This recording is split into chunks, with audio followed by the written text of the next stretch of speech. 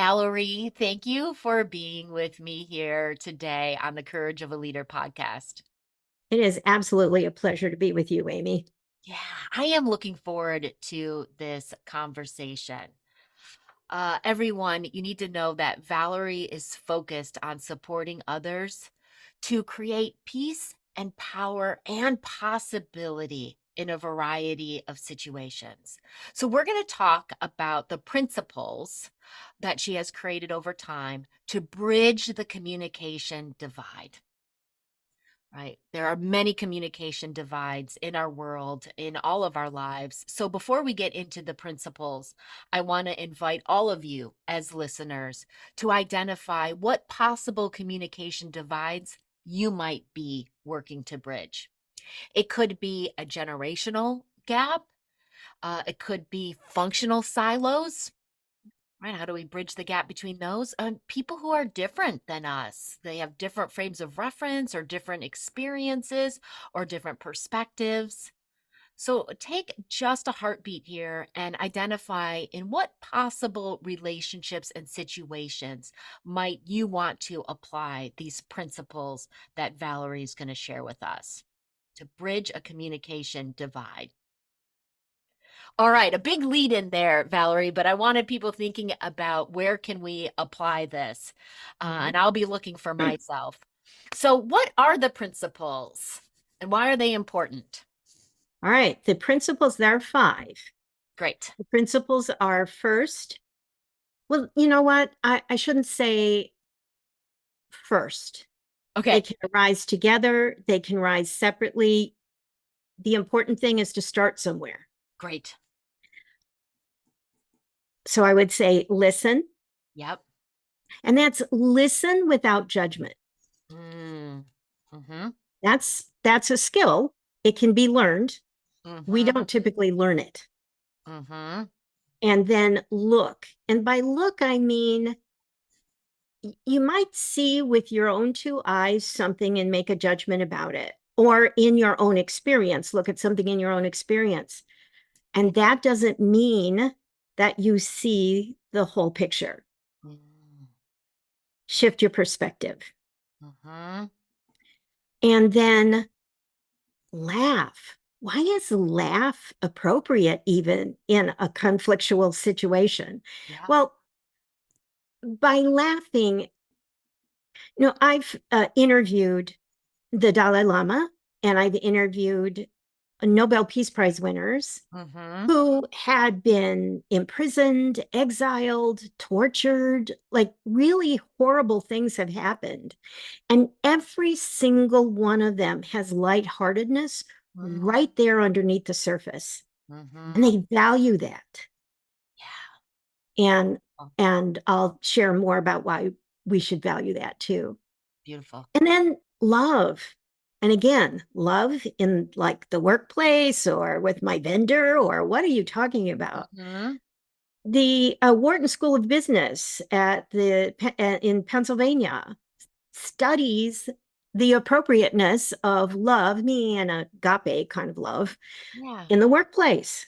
Yeah. That, yeah, that people respond to people that they like and they have a simpatico with. That doesn't mean, you have to be popular. It means you have to Right.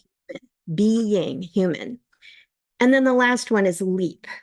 And leap stands for if you wait around for that person that you're in conflict with or you're dreading to talk to or whatever to make the first move, Mm-hmm. guess what?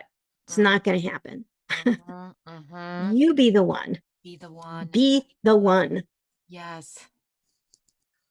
Oh, Valerie, I have follow-up questions on all of these. But let me take this moment to tell listeners more about you, and then we'll dive into these principles.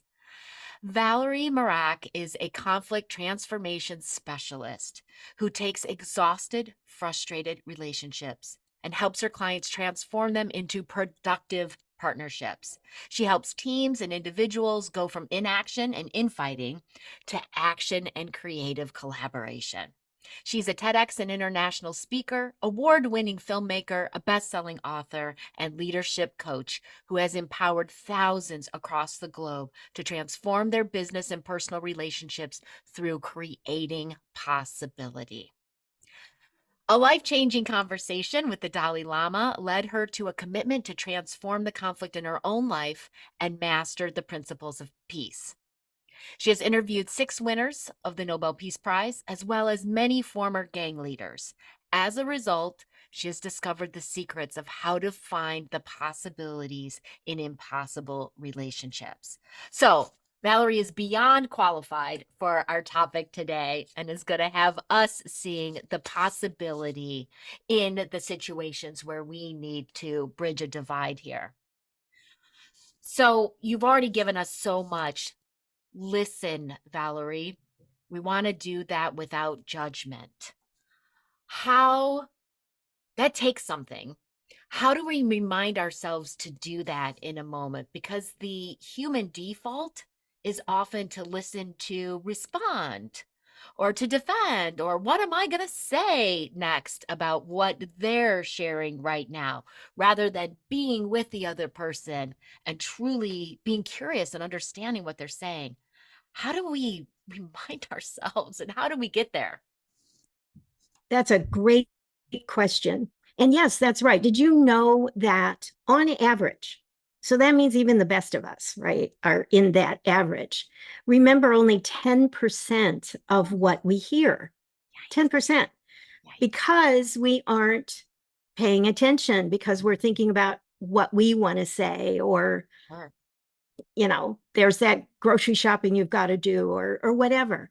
Mhm. So when you listen to recreate the person, you Mhm. are spending their full attention. And that doesn't mean parroting back and Okay. forth, Yep. like, I'm so mad at blah, blah, blah. And I'm so mad at blah, blah, blah. No, you recreate what you heard the person say in intent. And when you're listening for that, and then you share what you heard with them, they get gotten. Mm, mm. And when they feel gotten, when they feel listened to, magic happens. They're ready and willing to listen to you. Yeah. Can you give And us an that example opens, of what that might sound like, Valerie? sure. You just asked me what that might sound like. So I could say, all right, I hear that you would like to have me repeat what I said to cement what it was that I intended. Mm-hmm. Something like that. Mm-hmm. Mm-hmm. Yeah. I think sometimes people get worried that when they're summarizing in their own words, that they're not going to get it quite right. Would you suggest that people go ahead and say things like, oh, it sounds like this has been frustrating for you, right? I get that this and this are pain points for you. Absolutely, Okay. because that other person will understand that they really truly have your attention and intention. Okay. And Mhm. if I don't get it quite right, then the other person could be, it's not so much frustration, right? Really, I'm disappointed in Exactly. what has happened here, or whatever it might be. Okay. Mhm. I know we wanted to spend some time talking about looking in particular. And you framed this up really nice for us. When we look initially, I'm looking from my experience, I'm looking through my filter, and I've got to recognize I might not see everything in that moment. So, how do we broaden our view, Valerie? I've got a good example. So I'm wearing this necklace, right? Yeah. This wasn't intentional, by the way. And so if you were to describe this necklace, how would you describe it? Oh, we've got a blue gem up top. We've got a light blue gem dangling from there, and that bottom gem is surrounded by a silver circle. Okay, great. Now, if I were wearing a different outfit or something like that, I might turn it around. Haha. Now describe it. Yeah, now we've got a burnt orange gem up top And maybe that looks like a deep green gem below it, or maybe black. I mean, you have a black cardigan on today, so maybe it's making it look black. Yeah, different colors. Right. So, so this, I honestly did not intend that today. That's a really cool necklace. So you don't have eyes in the back of your head. You Mm-hmm. can't really see everything that's there. For some reason, we got created with eyes in front of our head. I, Mm-hmm. they don't go 360 degrees like an owl. We can't see everything.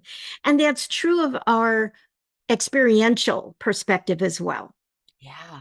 Well, and Valerie, you're telling me even though the eyes are in the front of my head and I can see your necklace from this view, I didn't know everything that was available there, even when I feel like I'm clearly looking at it.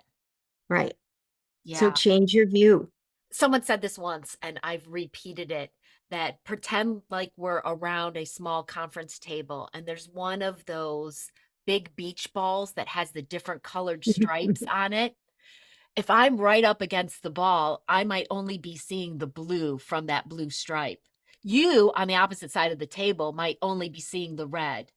But we can't Exactly. understand that there's all these different color stripes unless we talk to people about their experience. Ooh. Exactly. So I'm hearing slow down, ask questions, and get into that listen without judgment to hear what others' perspectives are. Beautiful. Yep. Exactly. Laugh. I love how you talk about the lightheartedness. I I love to laugh, but I can tell you, Valerie, sometimes I forget and I get all significant. I get all serious about the work at hand and we got to figure it out. And I need someone to lighten me up. How do we bring laugh? Well, first of all, did you know that adults laugh 95% less than children? Oh, 95% less. And we laugh fewer times on work days than we do on weekends. of course we do. So, Oh, especially you when are you're, great with these statistics, Valerie, but these are not fun ones. no, they aren't. Isn't that just like, it's horrid. Yeah. We're so serious. Yeah.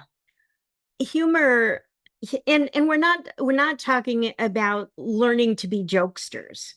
We're not talking about coming in and gathering your customers or your coworkers and telling them a knee slapping joke. Part of humor is telling the truth. At Stanford University School of Business, there is a class that's taught by a behavioral psychologist and a business consultant on humor. Oh, good. And that's what and the place of it in the workplace. And that's what they say, tell the truth. If you're on this Zoom call and you're a mess, except here, tell the truth. Like, oh, well, I only combed my bangs in the morning. Like the rest of my head is a mess. It just makes you human. It Mhm. allows you to share in the absurdity of being Mhm. human sometimes. Okay, Valerie, in that spirit, sometimes when there's conflict with myself and my husband, he will say something funny about the situation, and it can loosen me up in that moment when I didn't think there was any possibility. I was ready to go down the I am right in the situation train, and he gets me to stop in my tracks when he says something humorous. Okay, and love. Oh my gosh, if we've got a divide here, how do we find access to love? Because it might feel so far away in that moment. So love, again, it's not the, oh, I love you. No, it's a agape love. We're all on this blue marble together kind of beingness. In the work, again, I'm going to cite the Wharton School of Business. Okay. Did you know that 95% of turnover at a workplace is due to stress? Oof. When you're creating a atmosphere of an agape kind of love, people feel included. They feel that it's okay to make a mistake, like they're going to be fired or yelled at or ridiculed or, and because people do make mistakes, right? Yep. Right. And also, according to Gallup, $300 billion get lost in productivity due to stress Ooh. every year. That's a lot. So there's a bottom line to these Mm-hmm. five principles. Mm-hmm. When you can create a family or a business or a not for profit initiative that utilizes these principles as a way to deal with each other, to be with each other. I like the word be versus Mm-hmm. deal. It Mm-hmm. makes all the difference in workability. Mm. Mm. Yes. And how, so if we've got a conflict or different views going on, let's say with folks from another department, right? Connecting with their humanity, right? And if a mistake happens, like too often we're like, okay, that's another piece of evidence why this isn't working, why they don't get it. Instead, you're saying connect with the humanity of it. And then, like you said, these are not in chronological order, right? Then we're looking, how might it possibly be from their perspective? Let's listen to how it could be from their perspective. Engage in a curious dialogue where we're bringing some of these principles. Yep, perfect. Lovely. Yes. Yeah. And I see how they overlap and play together. And easy to remember because they all start with L. Okay. Leap. Oh, it's so easy, Valerie, to think, I'm going to make this worse if I say something. Oh, it's not going to go anywhere. Like with the last couple of conversations haven't gone well. It's very easy to stay in my corner and not leap into or towards another person or party. How do we leap? Well, first of all, I'm going to talk about something not like kind of askew Okay. to Yeah. what you just asked. When you say wake up in the morning Yep. and you are dreading having a particular conversation, what's happening inside your body dreading this conversation is you're dumping cortisol into your system. Yes. Now, what is cortisol? Cortisol is a thing that ages us. It can affect our heart, it can affect our indigestion, and it keeps being dumped into our system for 6 hours. Mm-hmm. Mm-hmm. Just selfishly, Mm-hmm. if you wake up and you're still dreading that conversation and you say to yourself, I'm going to be the one, I'm going to be the one that changes this. I'm going to be curious. I'm going to listen. I'm going to look. You can cut that morning cortisol routine right out of your body, right out of your life. Yeah. Yeah. You are giving us a lot of great rationale about why we want to listen, look, laugh, love, and leap, right? That humans only remember 10% of what we hear. We laugh 95% less as adults than we did as children, and we laugh less on our work days. 95% of turnover is due to stress. 300 billion lost annually in productivity due to stress. And if you're experiencing that stress hormone of cortisol, that's continuing to be released for 6 hours.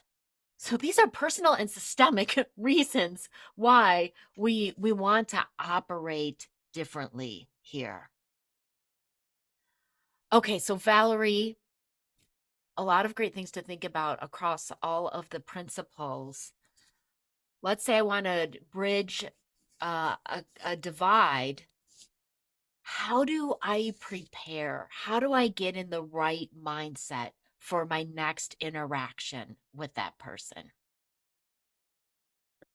What you can do, first of all, is to take a breath Mhm.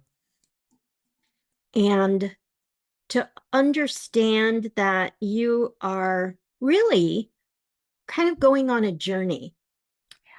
You're going on a journey of two beings meeting at the point of being.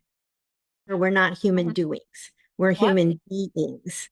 Yes. And we often get lost in the do. How do I, make this happen? Take a deep breath and move in at wherever you feel comfortable. That might be looking, saying, I'd like to hear more from your perspective. Mhm. Or it may be used in a little humor. Mm. I don't know. Do you know what I do to get ready to come into work every day? Oh my goodness. I don't, just anything. And I would also recommend that maybe you don't start with the hardest person in your life. Okay. Start with the second or third hardest person in your life. See what happens. See how they light up when they're being listened to, when they feel that, when they've got your interest and your attention and your respect, because Mm. that's what happens when you listen. Mhm. And it will give you the courage and the conviction Mm. that it'll work in other areas with other people. Lovely. Yes. Build some momentum.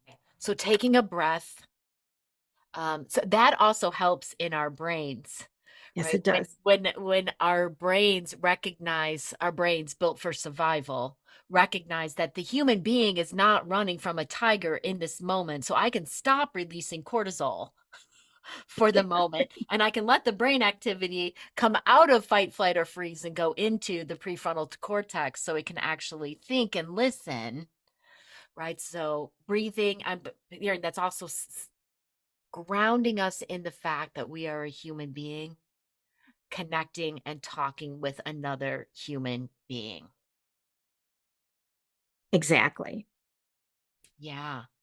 And Another thing I want to point out too, Amy, is that all of the ways we have to deal with conflict that we know of in our culture and largely in our world, yes, they're fight, flight, freeze, appease types of things. And yeah, we learn that in our lives. It's not only ancestral, but we also learn it in our lives before we have language. okay. When we're little, when Yeah. everybody else is a whole lot taller and a whole lot more powerful than us, we learn specific ways to handle conflict that gets us, I don't want to use the word free, but it like solves the problem for now, Okay. gets us out of trouble Right. or whatever. And so we never grow those conversations up. Mm, We never grow that way of reacting up that we did even before we had language, when we didn't have any power. mhm, And so this is an opportunity. mm, Listen, look, laugh, love, leap is an opportunity to grow the conversation about conflict up. yes. And to grow and develop new skills, new muscles, new ways of being inside of us, right? Because we're naturally reverting to, I don't know, the 2-year-old, the 3-year-old version of how Amy dealt with conflict. Lovely. Uh, Thank you, Valerie, for everything that you've shared during this conversation. And I want to let listeners know that you can find a Calendly link of Valerie's in the show notes. She wants you to see possibility in your relationships. So if you're not seeing possibility, reach out. Right? Valerie's got the experience and the expertise to support you. Thank you for this valuable conversation, Valerie. Thank you, Amy. It's been a delight to speak with you. Yes, for me too. Thank you.